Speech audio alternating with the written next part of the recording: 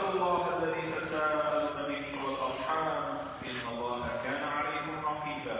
أما بعد فإن أصدق الحديث كتاب الله وأحسن الهدي هدي محمد صلى الله عليه وسلم وشر الأمور محدثاتها وكل محدثة بدعة وكل بدعة ضلالة.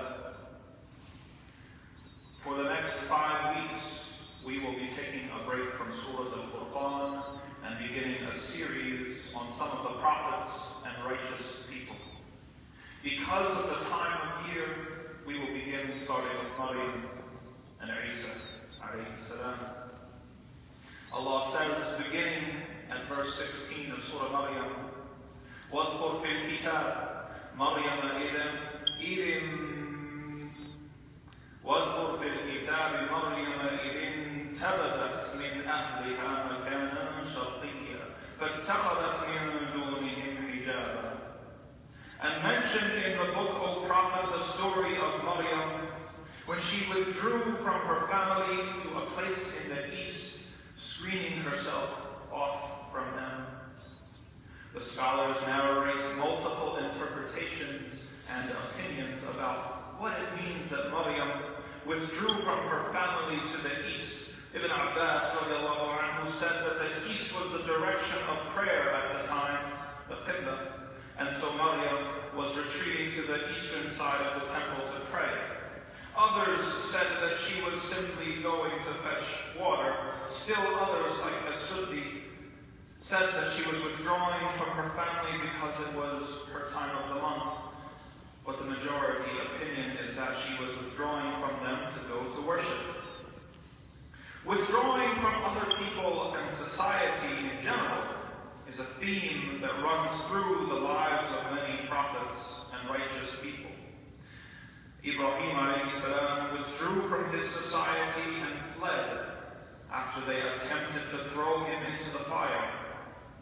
Musa alayhi salam withdrew from society when he fled Egypt after accidentally killing a member of the ruling class. In his exile, he got married, he worked for his father-in-law, and eventually was given his prophetic mission to return back to Egypt and confront Fir'aun. The Prophet Muhammad also withdrew from society to contemplate Allah subhanahu wa ta'ala in the cave of Hira before he began to receive the Quran. So it could be that Maryam simply went to fetch water. But if she did withdraw to worship her Creator in solitude, then she is part of this well-established tradition as well. Then Allah subhanahu wa ta'ala, He says, فَأَرْسَلْنَا إِلَيْهَا رُوحَنَا فَتَمَثَّلَ لَهَا بَشَرًا سَوِيًّا. Then we sent to her our angel Gabriel, appearing before her as a man perfectly formed.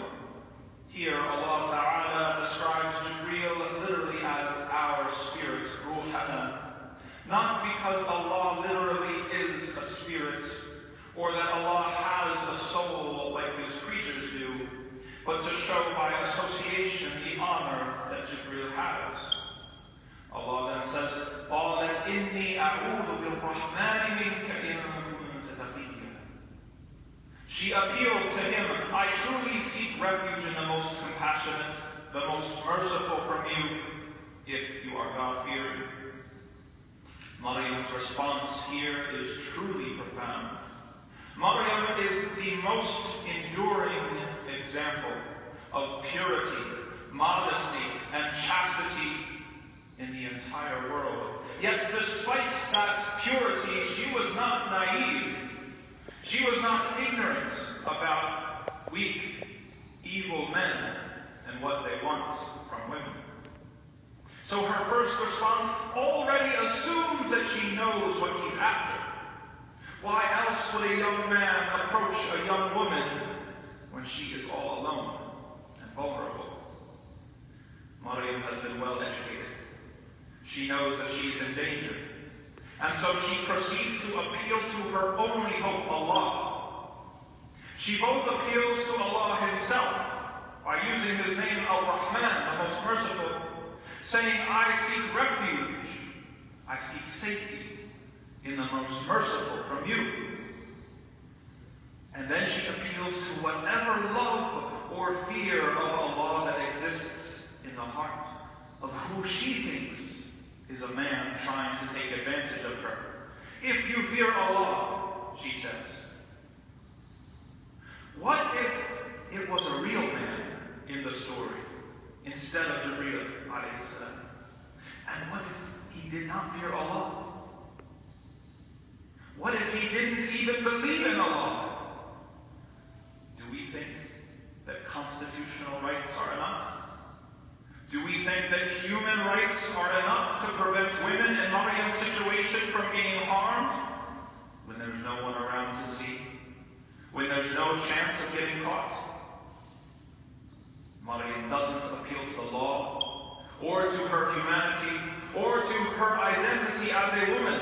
She appeals to the single most powerful thing that can possibly hold people back from oppression and wrongdoing if you fear Allah. Believing in Allah, knowing Allah, and fearing Allah holds people back from transgression. And if you say you believe in Allah and you are still oppressing people, then you are simply lying. Who are the true inheritors of this faith that Maryam has? Who are the true inheritors of her worldview? When we hear people saying these days that it doesn't matter what you believe as long as you're a nice person, we say no.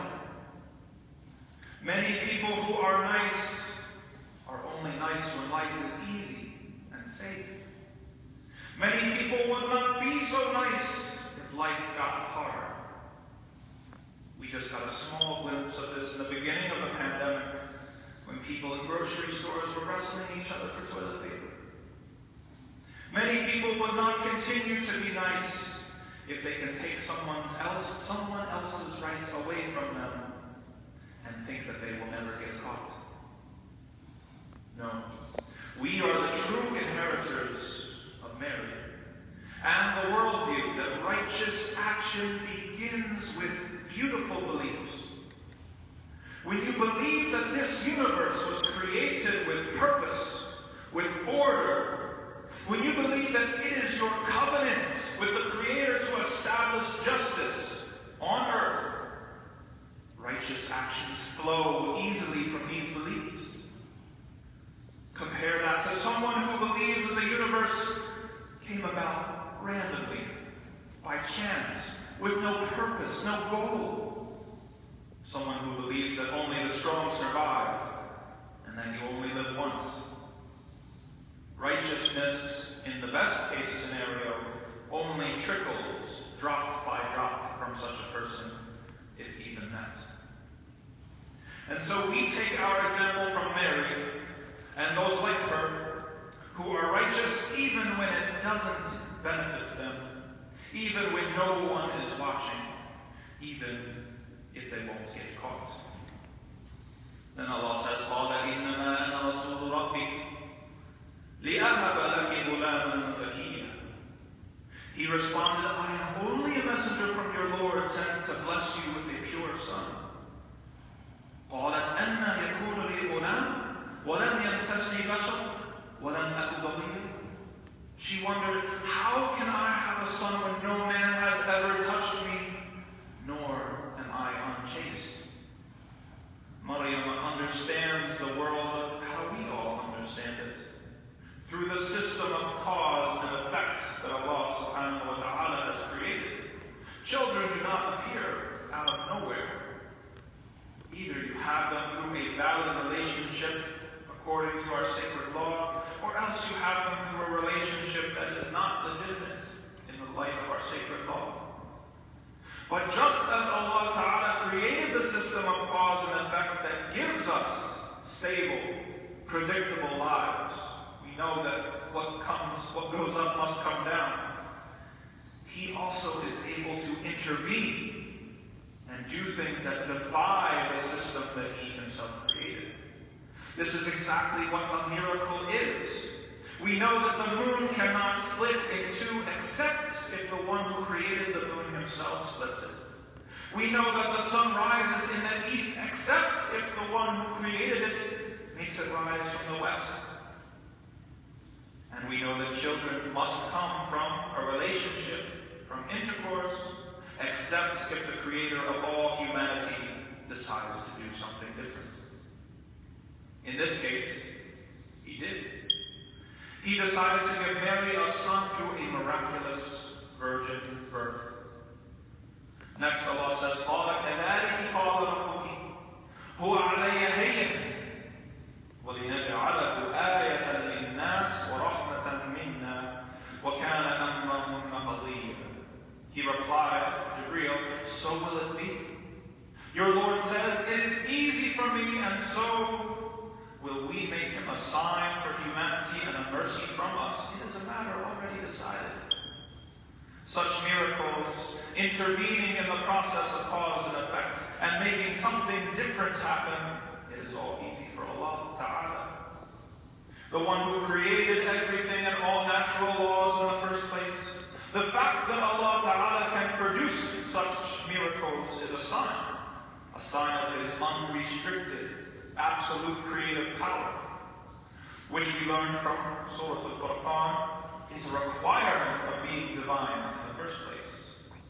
But the miracle does not end with the miraculous conception or the virgin birth. The person who will come from all of this, Isa, alayhi salam, will be a great mercy for the creation, further proving the blessed nature of His Creator. أقول قولي هذا وأستغفر الله لي ولكم ولسائر المسلمين من كل ذنب فاستغفروه إنه هو الغفور الرحيم.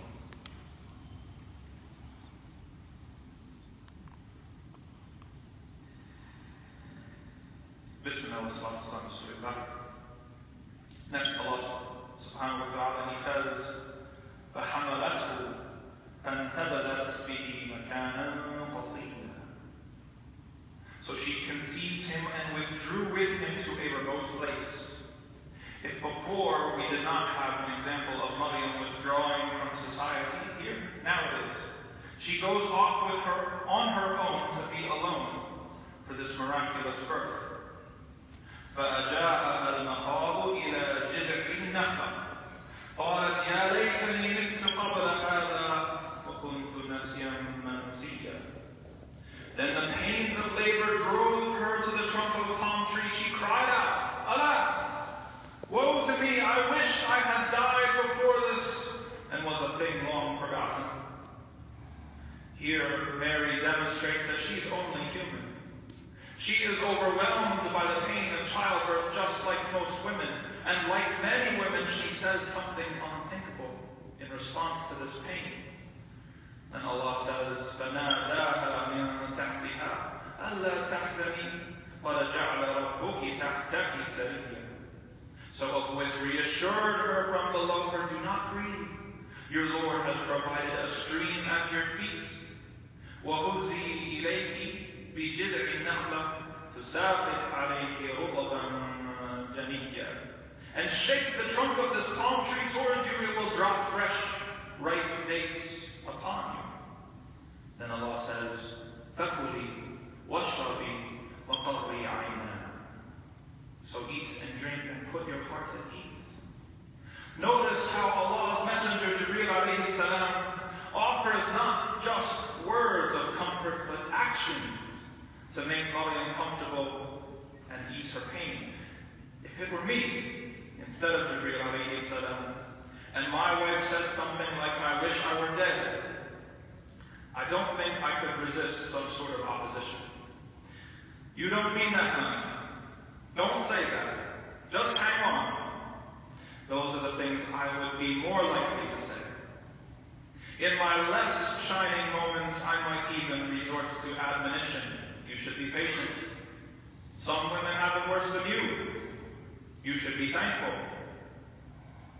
Sometimes in the Muslim community, we become zealous about our ideals, so much so that we smother other people with them. Was it the most patient thing in the world for Maryam to say she wished she had died and been forgotten long ago? No, of course not. But Allah does not condemn her or correct her for this. The grief that she is feeling is real. The pain she is feeling is real, and so Angel Gabriel doesn't wave a finger at her and remind her to be patient. He reassures her, specifically by bringing her relief, easing the source of difficulty, dealing with the root of the problem. Sometimes in the Muslim community, both at home and outside the home, we neglect to help someone in a difficult situation. We don't provide that ease like Gabriel provided. We neglect someone's situation and neglect until the person who is experiencing difficulty lashes out. They break decorum. They stop with the niceties to express their suffering. In that moment, we need to be careful, not to sit back and criticize the way people express their grief.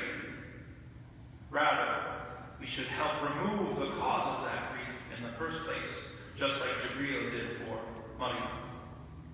Then Allah says, quoting Jibreel, فَإِمَّا تَرِيَنَّ مِنَ الْبَشَرِ أَحَدًا فَقُولِي إِنِّي نَذَرْتُ لِلرَّحْمَنِ صَوْمًا فَلَنْ أُكَلِّمَ الْيَوْمَ إِنسِيًّا. But if you see any of the people say to them, I have vowed silence to the most compassionate, so I am not talking to anyone today. It is significant that Jibreel gives Maryam these instructions right after he helps her and eases her suffering. If we don't want to go to one extreme and criticize people for how they express their grief without helping, we don't want to go to the other extreme of simply providing relief without an opportunity to grow spiritually. After you help someone, they feel indebted to you. So Jibreel gives her a test. And of course, she can't refuse the one who just helped her. Her test is enormous and difficult. Maybe even more difficult than the pain of childbirth. She is supposed to take an oath of silence exactly when she would need to speak the most. She just had a child through divine intervention, a miraculous virgin birth, and she has to know what the common people will say and what they will assume when she returns to society with this child. If she were allowed to speak, then at least she could explain, at least she could defend herself and her honor. But no, that's precisely the point. Her spiritual exercise is to remain silent and not respond to the gossip, the taunting, and the insults. Then Allah says, فَأَتَتْ بِهِ قَوْمَهَا تَحْمِلُهُ قَالُوا يَا مَرْيَمُ لَقَدْ جِئْتِ شَيْئًا فَرِيًّا. Then she returned to her people carrying him. They said in shock, "Oh, Mary, you have certainly done a horrible thing." This is the moment Mary must have been dreading, but they're not finished. They continue saying, "Oh, sister of Aaron, your father was not an indecent man, nor was your mother unchaste."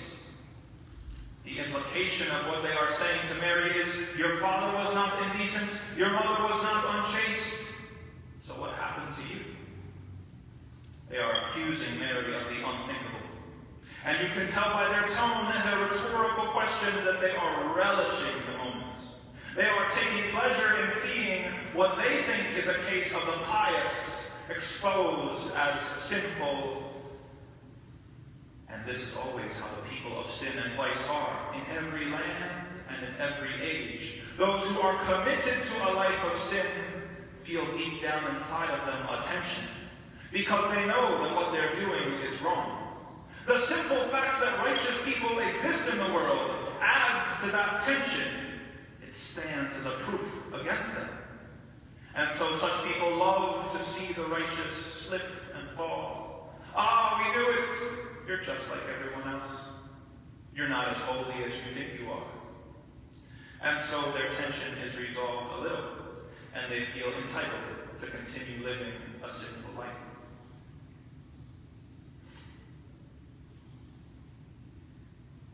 It is also significant that they are specifically accusing Maryam of being promiscuous, of being unchaste. Chastity in our times is a dirty word. American society has swung from one extreme to the other. New England Puritans used to shame adulterers by making them wear a red letter on their chest. Nowadays, corporations have found that the human body, when it is revealed, especially the female body, is one of the most powerful advertising tools available. Everything from cars to razor blades, yoga classes to language learning apps is sold with a pretty face and suggestive clothing. Even children's toys and children's clothing are not safe from this trend that they get more and more suggestive every year. At school, especially high school and college, peer pressure forces expectations of an unchaste lifestyle upon our youth. If you don't have a girlfriend or boyfriend, it raises eyebrows. If you haven't lost your virginity, you are fair game for mockery and insults.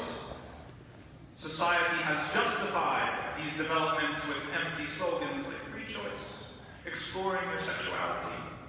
But this hides the ways that these expectations are first of all forced upon our youth, just as it hides the disastrous consequences of intercourse outside of marriage.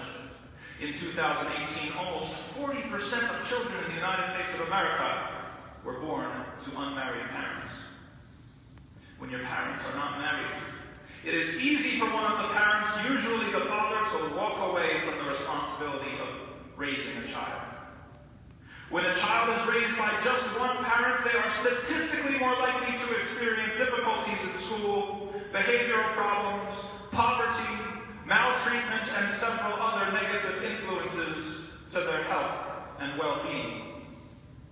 In addition to setting up the next generation to fail, an unchaste lifestyle brings emotional hardship. No matter what the movies or the music tell us, the peace and tranquility and support people feel from a committed relationship is more fulfilling and more nourishing than simply a one-night stand. An unchaste lifestyle keeps people in an insecure place, filled with unfulfilled hopes and emotional turmoil. They don't know whether they will have a relationship or a companion when they wake up the next day or not. We have in our tradition the example of Maryam, standing defiantly in the face of these modern-day pressures.